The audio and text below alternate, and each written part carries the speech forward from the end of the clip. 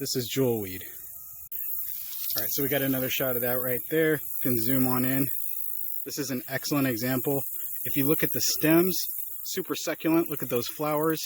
Try and get in tight on one of those. They actually look like, to me, like jewels. And I don't know if that's why they call it jewelweed, but the ironic thing about this, it grows. I mean, you can hear the birds actually. You can see behind me there's a swamp. There's a stream. This is kind of a ditch with tons of water. It grows in riparian areas where you would need it to be, because what it is the best anti-itch treatment ever created for any reason. Poison oak, bugs, you name it. If you itch, you're going to put this on you. You're going to be a happy camper very soon. So check it out. Alright, so what you're going to do, you're going to get some of this jewelweed and you're going to smush it up in your fingers. I tend to like the tips, the leafy new growth of the tips.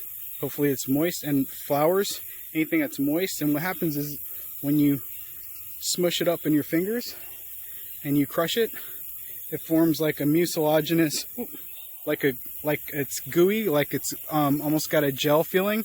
That gel, that mucilaginous compound, is what you want to put on your site of your bug bite, of your poison oak, whatever itches you. You won't itch anymore for 4 hours. You put it on twice and it pretty much takes the bug bite away, because it gets rid of all the inflammation. It's actually a very, very potent steroidal anti-inflammatory.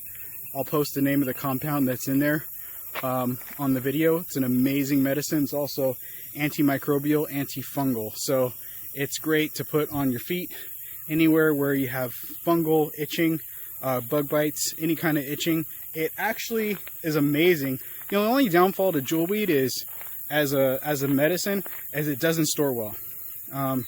It kind of has to be used fresh. I've used it frozen. It does work frozen. It kind of works half strength.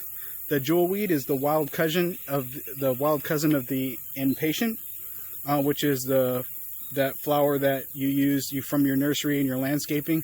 It's a wild cousin of that. I know the flower doesn't look like it at all, but if you look at the stems and stuff like that, the stems and the leaves look very similar, if you ever find this in the wild.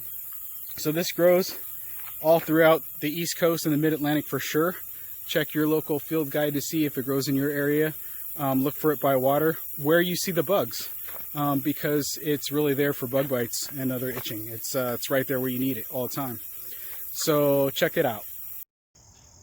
Okay, behind me, I made it to a really great stand of jewelweed. One of my favorites. You can see it's so big, you can see all the orange flowers on it. This is where I got the picture for my channel, actually, and it grows here every year. It's mid-fall, mid-September, sorry, not mid-fall, it's early fall, mid-September in the Mid-Atlantic right now, Washington, D.C. area, suburban Washington, D.C., Northern Virginia, and these things are beautiful, but they don't quite have the seed pods yet. I am going to be back together the seed pods when they do, because I planted them in my yard, and that way I didn't have to go so far for my anti-itch remedy this year. It was awesome. Okay, so one of the ways you could identify jewelweed is not just by the flowers, which are obviously the easiest way to tell. If you see those flowers, unmistakable. No other plant has a flower like that. This one is actually a surprise. It has some seed pods. You can see there's one right there. It's kind of hard for me to get it into focus. We'll deal with the focus in a minute, but oh man, look at this. That's just gorgeous. Just gorgeous example right there. So I'm just in awe of this plant. There's a really good example right here.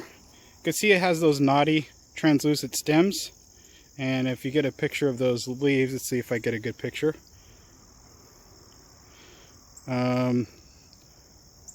There's no such other plant that I've seen that has leaves quite like it. And there's a good picture of the seed pod right there. I mean, everything, the leaves, the seed pod, the flowers. It's called touch me not is another word for it, because if you touch those ripe seed pods, they explode. So for me, I planted them in just a wet pot and I let them go. And in a sunny area, they germinated at a rate of about 20% of the seeds that I planted. Jewelweed, one of my favorite medicines. You can't eat it, but I'll take it.